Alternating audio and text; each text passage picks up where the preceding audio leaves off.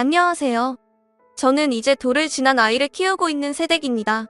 신랑과 저는 신랑이 키우고 있던 강아지 한 마리를 계기로 만나게 되었습니다. 제가 강아지를 너무 좋아하는데 집에는 엄마가 개털 알러지가 있으시고 아무래도 혼자서 좋아하는 마음으로 생명을 케어하기에는 너무 부담이 크더라고요. 그래서 흔히들 말하는 랜선 집사의 길을 걷고 있었어요. 저희 지역의 큰 공원에 가면 저녁이 되면 강아지를 산책하는 분들이 많이 있으신데 휴일 저녁이나 시간이 될 때마다 커피 한 잔을 사서 공원 벤치에 앉아 여유롭게 산책하는 강아지들을 보는 게 저의 낙이었습니다. 그때 신랑이 리트리버 한 마리를 데리고 산책을 하고 있었는데 제가 리트리버 견종을 엄청 좋아해요. 멀리서부터 걸어오는 걸 바라보고 있었는데 갑자기 그 강아지가 저한테 와서 애교를 부리기 시작했습니다. 그 큰 덩치로 배까지 보이면서 저랑 신랑 모두 그 강아지의 행동에 웃게 되었고 이후로도 종종 산책하는 모습을 보게 되었어요. 그러다가 그 강아지랑 친해지게 되었고 제가 강아지가 귀여워서 간식이라도 주고 싶었는데 준비를 한 게 없어서 근처 카페에 들러 견주님께 드릴 커피를 샀습니다. 견주님께 커피를 주면서 연락처를 교환하게 되었고 그 이후로 시간이 될 때마다 같이 산책도 하면서 신랑과 친해지게 되었고 결국 연인관계로 발전하게 되었어요. 신랑은 늘 강아지에게 친절했고 저에게 다정한 사람이었습니다. 그래서 대형견 모임에도 함께 참석하면서 저희의 만남에 있어서 강아지란 없어서는 안 될 오잡교가 되었지요. 1년 정도의 동거 기간을 거쳐서 결혼을 진행하게 되었습니다. 신랑과 제가 강아지를 많이 아낀 만큼 결혼을 할 때에도 강아지와 함께 할 수 있는 야외 결혼식을 진행했고 정말 아무 문제 없이 행복한 결혼 생활을 하게 되었어요. 약 1년간의 신혼기간 동안 신랑과 토닥거리기도 하고 좋은 날이면 야외에 놀러도 다니면서 행복한 시간을 보냈는데 문제는 제가 임신을 하면서부터 시작되었던 것 같습니다. 제가 임신을 하며 입덧이 심해졌었는데 제가 좋아하던 강아지 털도 알러지처럼 생기게 되어서 강아지 털을 다 밀게 되었어요.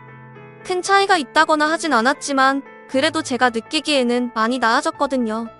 그렇게 털 문제나 배가 불러오면서 강아지 산책이 힘들어지기 시작했고 저희의 오잡교였던 강아지 때문에 싸우는 일이 종종 생겼습니다.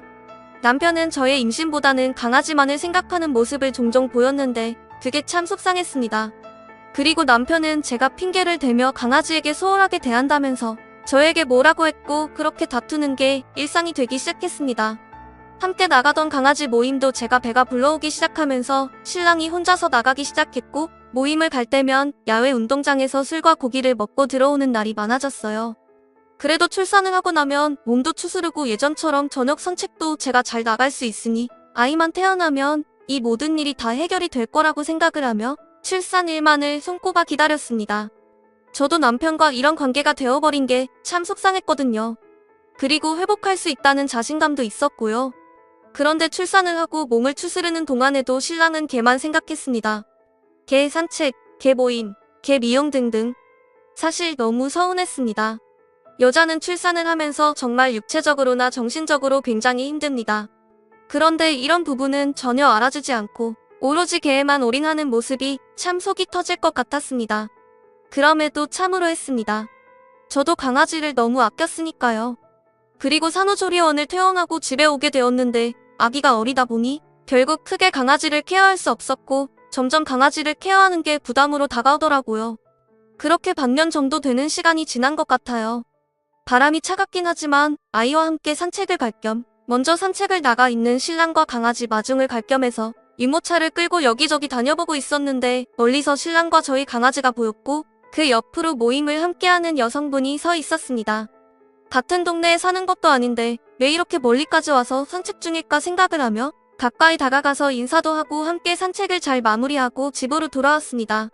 그리고 며칠 뒤 산책을 나간 신랑이 전화도 안 받고 늦게까지 안 들어오길래 아예 함께 동네를 돌아다녀 보고 있었는데 저희 동네에는 야외 자리에 앉을 수 있는 막창집이 있었어요. 신랑이랑 그 여자가 둘이서 막창을 먹고 얼큰하게 술에 취해 있었고 두 마리 강아지들은 가게 밖 기둥에 뭉떠 있었습니다. 얼마나 기가 차던지 둘 다 이미 얼큰하게 취한 상태였고 저는 화가 나서 그 자리에 가까이 다가갔는데 그 여자가 저희 신랑한테 자기 일 하면서 이야기를 하고 있었습니다. 그제서야 알았어요. 개에 미쳐있는 이 사람이 모임에 있던 여성분과 바람이 났다는 걸. 보통의 사이에서 누가 자기자기 하나요? 게다가 스킨십도 서슴지 않고 있었거든요.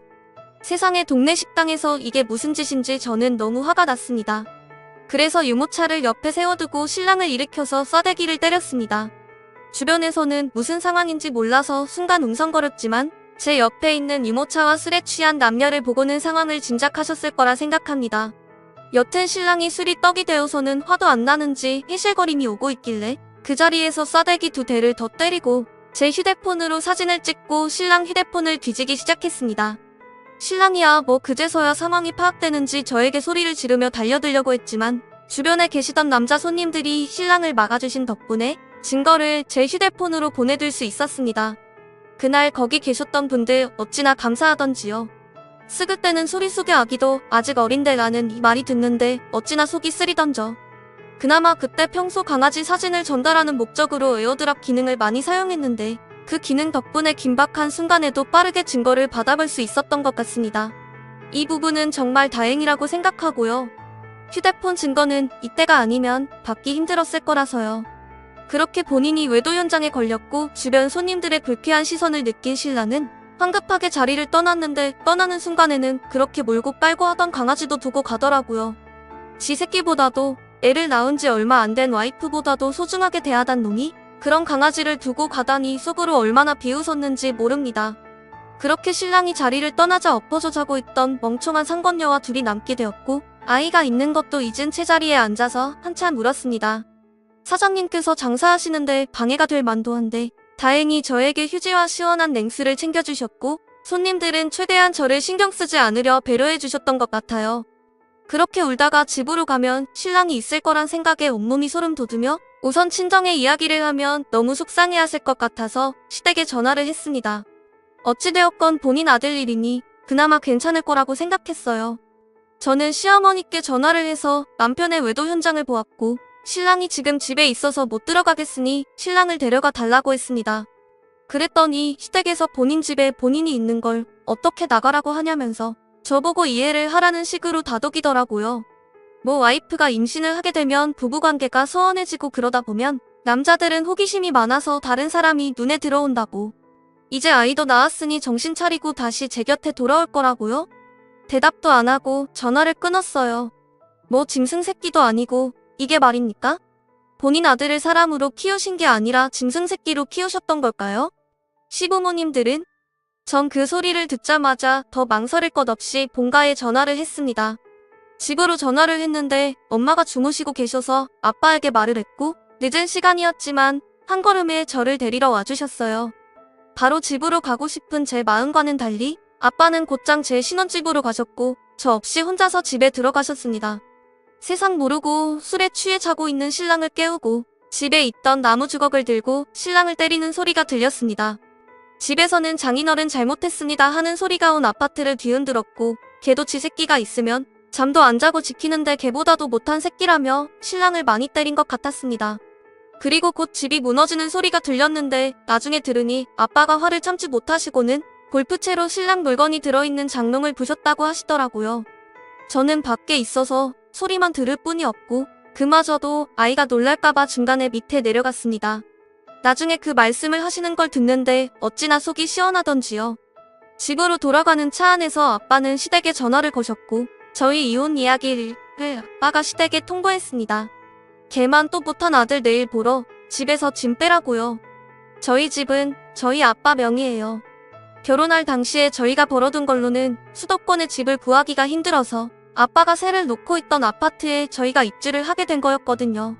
그 당시에는 둘이 잘만 살면 된다는 생각에 아깝다 생각 없이 그렇게 주셨고 감사히 받았었는데 그래서 명의도 여전히 아빠 걸로 되어 있었던 게 정말 다행이라는 생각을 했습니다. 명의를 전화 남편에게 주시려고 했었거든요. 그런데 정말 끝까지 시댁에서는 아이들이 별거 아닌 걸로 싸운 걸로 어린이 낳으면 어떻게 하는 식으로 말리시는데 정말 정 떨어지더군요. 그런 시댁의 아빠는 땡전 한 푼 없이 귀한 딸 데려갔으며 그래도 사람 도리는 지켜야 하는 것 아니냐며 시댁에 소리를 질렀고 그동은 개 그렇게 좋아하더니 이제는 그 개만 또 못한 소리로 지저대냐며 그대로 전화를 끊었습니다. 결국 강아지는 집에 두고 저와 아이만 본가로 돌아가게 되었고 그날 이후로 밴드 모임에는 제가 두 사람의 바람 사실을 알렸습니다. 다들 놀라는 눈치기도 하고 제 소식을 들은 다른 유부녀 멤버들도 그 밴드에서 남편을 모두 탈퇴시켰습니다. 이게 참 남자 여자가 주기적으로 만남을 갖게 하면 안 되겠더라고요. 그리고 두 사람은 창피한 걸 알았는지 말도 없이 모임을 탈퇴했더군요. 하긴 바람핀 년 놈들이 무슨 할 말이 있겠어요? 그리고 신랑에게는 잘못됐다면 용서를 빚는 전화와 문자가 계속 오고 있습니다. 참 빤빤하죠?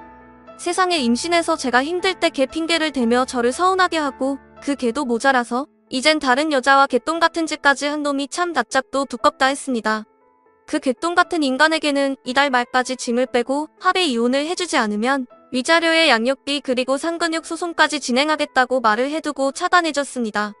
이렇게 저는 싱글맘이 되겠지만 그래도 후회는 없습니다. 개만 보고 살다 보니 인성도 개만도 못하게 변해버린 사람과 그런 인간을 옹호하는 시댁 식구들과 무슨 미래를 꿈꾸겠어요? 그저 아이 키우면서 저는 열심히 살아가려고 합니다. 제 아이를 키우다 보니 힘들기는 합니다만 아이를 낳은 것은 후회하지 않습니다. 부디 이 아이에게 좋은 엄마가 될 수 있길 그것만 바랄 뿐이에요. 이런 저에게 응원 부탁드릴게요. 감사합니다. 다음 사연입니다. 안녕하세요. 저는 최근에 받게 된 충격적인 상황 때문에 저희 가족 모두가 제대로 된 생활조차 하기 힘들 정도입니다. 지금도 사위는 저희 집에 찾아와서 제 딸 은혁이와 재결합을 원하고 있어요. 하지만 엎질러진 물 다시 주워 담을 수 없잖아요. 자기 부모를 원망해야지 어쩌겠어요.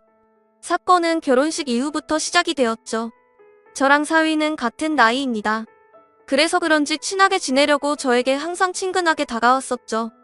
저도 그게 싫진 않았지만 어느 정도 선은 지키려고 노력했죠. 그 이상 가게 되면 분명 서로 상처받게 되는 말이나 행동들 때문에 안 좋은 상황이 생길 게 분명하다는 걸 인생 살아오면서 느꼈거든요. 그리고 저는 마음을 열고 친해지는데 상당한 시간이 필요합니다. 경계하는 입장이랄까요? 그렇다고 피해를 주려고 하지 않습니다. 특히 은혁이가 피해보려는 일은 만들고 싶지 않아 사돈댁에서 무슨 일이 있거나 부탁할 때 빼지 않고 참석하는 편이죠. 그래야 입방아에 오르내리지 않을 테니까요. 윗보이는 걸 별로 좋아하지 않거든요. 그리고 사돈댁과의 거리가 한 30분 정도 되는 것 같아요. 그래서 커피 한잔하면서 대화 나눌 때도 있었죠. 그래서 말인데 어때요? 한번 일해보지 않겠어요? 별거 없어요. 그냥 속만 채우면 되지. 용돈벌이도 하고 좋잖아요. 요즘 일손이 좀 부족해서 그래요. 내가 두둑히 챙겨줄 테니 생각이 있으면 연락주세요. 집에만 있으면 뭐해요? 이럴 때 바깥바람도 좀 쐬고 김치 떨어지면 몇 통 가져가라고 하는 거지.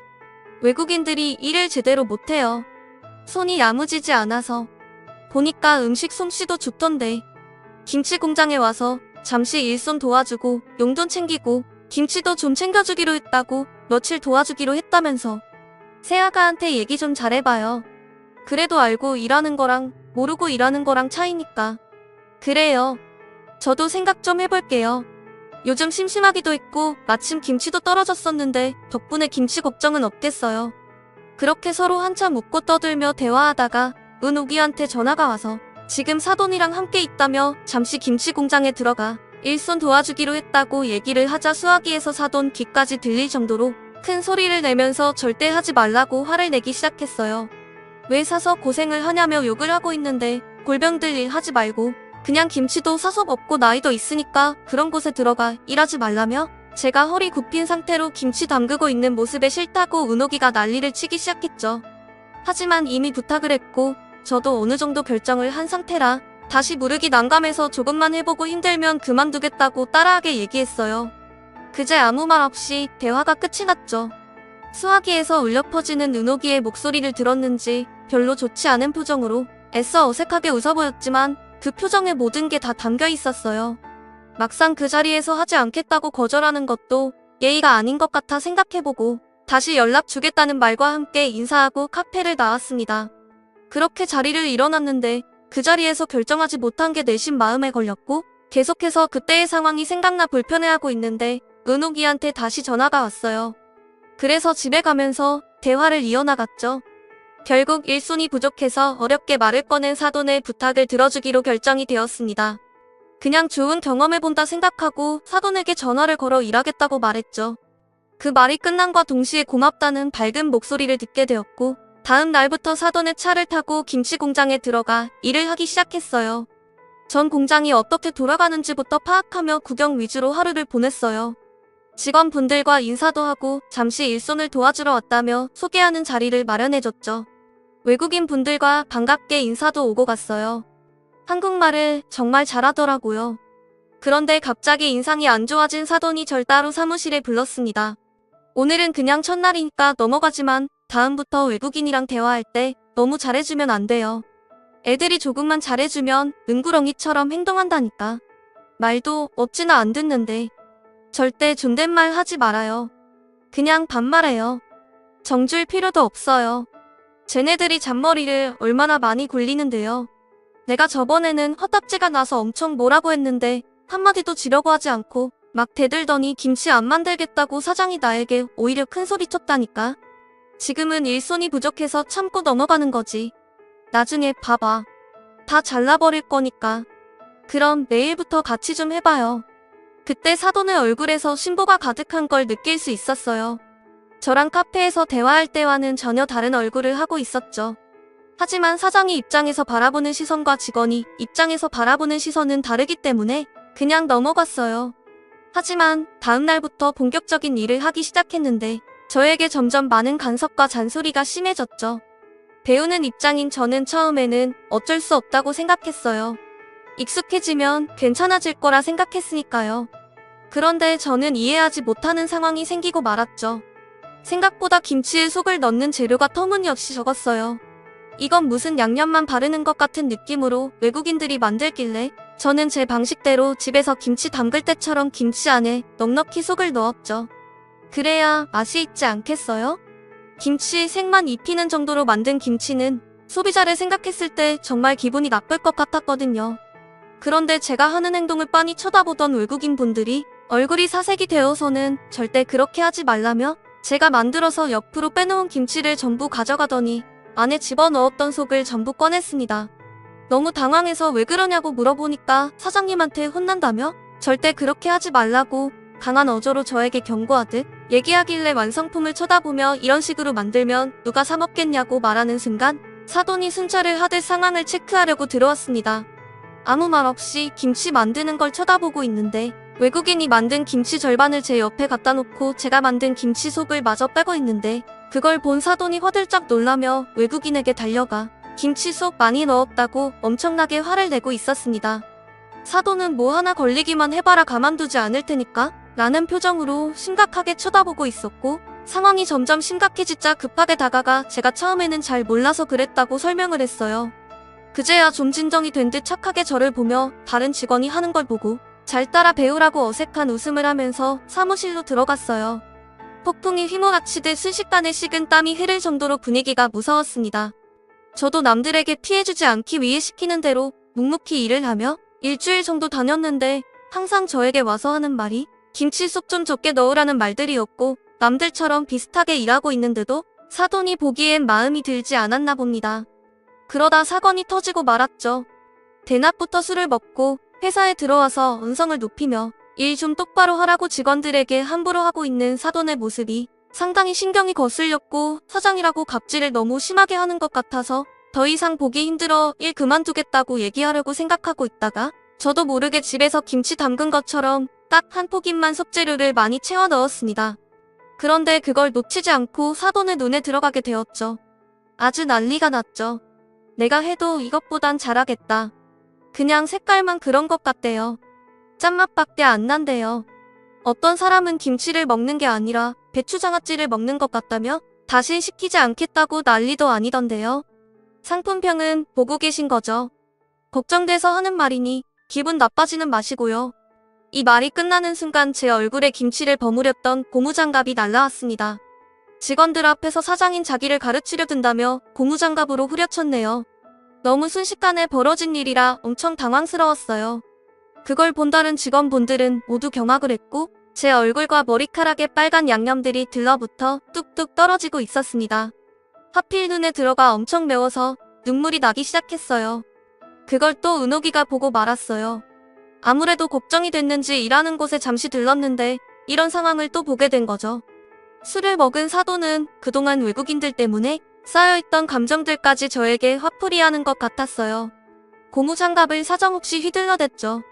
눈이 매워 얼굴을 가리고 있는데 은옥이가 소리치며 달려오고 있었고 희미하게 보이는 은옥이는 왼손으로 양념을 한 움큼 집더니 사돈에게 문지르며 입안에 속재료를 꽉꽉 채워넣기 시작했어요. 똑같이 당해봐야 정신 차릴 것 같다고 사돈을 진짜 김치로 만들어버렸어요. 시어머니한테 대들었다고 아주 난리가 났었죠. 그런데 더 큰 문제는 거기서 끝나지 않았어요. 사위가 뒤늦게 들어왔죠. 같이 온 거였어요. 은옥이가 먼저 들어왔고 사위는 주차하고 들어왔기 때문에 이 상황을 전혀 모르고 있었죠. 다짜고짜 은옥이에게 화를 냈고 결국 사돈 싸움이 부부싸움으로 번지게 되면서 상황은 정말 심각할 정도로 진행이 되었습니다. 순식간에 김치 공장은 아수라장이 되었고 그걸 모두 지켜봤었던 외국인 직원분들이 사위에게 모든 걸 설명해주면서 상황은 정리가 되었어요. 그걸 알게 된 사위가 저와 은옥이에게 미안하다고 사과를 했지만 사돈은 왜 사과하냐며 더 크게 난리를 치기 시작했어요. 사돈 혼자 진정이 되지 않자 은옥이와 저는 자리를 피했고 일단 집으로 들어왔어요. 집에 오는 동안 절대 가만두지 않겠다며 빨갛게 눈이 충혈된 제 얼굴을 보면서 눈물을 흘리고 있었습니다. 이런 상황에 한숨밖에 나오지 않았어요. 그렇게 집에 들어가 화장실의 거울을 보는 순간 이 나이 먹고 이런 취급을 받았다는 게 갑자기 서럽게 느껴졌고 다리에 힘이 풀려 털썩 주저앉고 말았어요. 거실에서는 은옥이와 사위가 싸우는 듯 심각한 대화가 계속해서 이어졌고 은옥이는 잠시 나갔다 온다며 흥분해서는 빠르게 집을 나갔습니다.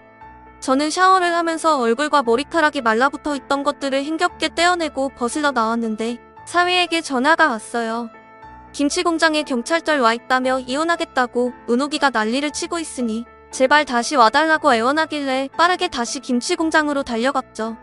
사돈도 급하게 얼굴을 닦았는지 어느 정도 괜찮아 보였지만 술에 취해 제정신이 아니었어요. 은옥이는 경찰을 동원해 현장의 CCTV를 확인했고 알고 보니 저한테 한 행동에 대해 소송을 걸려고 움직이는 듯 했죠. 저는 일단 진정하라고 했지만 제 말은 들으려 하지 않았어요. 벌써 눈이 돌아가 버린 상태라 수습이 되지 않았고 사돈은 자기가 한 행동에 대해 전혀 잘못한 게 없다는 듯 계속해서 심한 말들을 하고 있었어요. 점점 상황은 심각해지고 있었죠. 그렇게 CCTV를 확보하고 경찰분들은 상황을 진정시키려 하는데 외국인 직원 한 분이 은옥이에게 귓속말로 뭔가를 얘기하는 순간 엄청난 파장을 불러일으켰는데요. 은옥이는 급하게 김치 숙성실로 달려갔고 거기에 있는 양념을 들추는 순간 비명을 질렀습니다. 믹서에 갈아 만든 양념들을 보관해두는 곳이었는데 관리가 잘 안 되어 있었던 건지 벌레가 바글바글했고 모두가 경악을 하고 말았죠. 경찰분들도 충격을 먹었는지 심각한 표정으로 사돈을 바라봤어요. 그런데 사돈이 한 말이 더 충격이었습니다. 어차피 다 갈아야 하는 재료들이고 단백질인데 뭐가 문제 있냐며 저희 가족들도 맛있게 먹지 않았냐며 소리치는데 그 말을 듣던 은옥이가 밖에서 달려나가더니 모바이트를 하고 말았어요. 결국 시댁 식구들은 모두 경찰서로 연행이 되었고 김치 공장은 문을 닫게 되었습니다. 은옥이는 이 상황에 대해서 절대 용서할 수 없다며 사람이 먹지 못할 식품을 판매한 사돈에게 소송을 걸었고 이 제품을 구매한 사람들의 리스트까지 뽑아서 구매한 사람들 모두 소송을 걸게 만들었습니다. 사돈 댁은 순식간에 길거리에 앉은 꼴이 되었고 은옥이는 사위와 이혼을 하게 되었어요. 지금도 찾아와서 그때 상황은 미안하다며 다시 받아달라고 애원하고 있지만 은옥이는 절대 용서해주지 않고 있습니다. 사돈은 아직까지도 자신의 잘못을 모르고 있어요. 절대 저한테 와서 용서를 빌지 않겠답니다. 잘못된 행동으로 인해 받게 되는 벌 충분히 받고 이웃침에 살길 바랄 뿐입니다. 제 사연 읽어주신 분들 감사합니다.